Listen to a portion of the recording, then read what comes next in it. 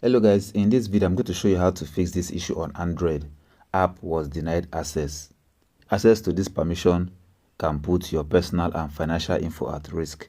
So I'm trying to give Battery Guru app access information. So it's telling me that it's going to put my financial and personal info at risk. So this is just a battery app. I'm trying to give it some necessary permission for it to work, and I'm having this issue.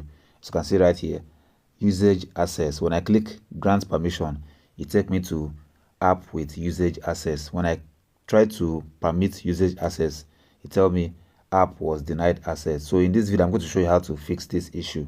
First of all, you have to go to your settings and go to the application that's having this issue. Go to the application information. You click and hold on the app and you click on app information, or you go to your settings, go to apps and search for the app.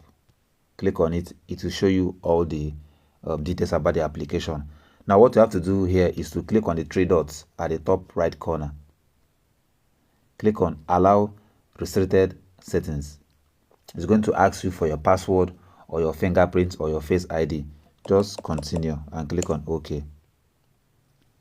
You can see here it says restricted settings are now allowed. Let's go back to the app. We can now enable this access. So that's how you fix this issue on Android. That's all for this video.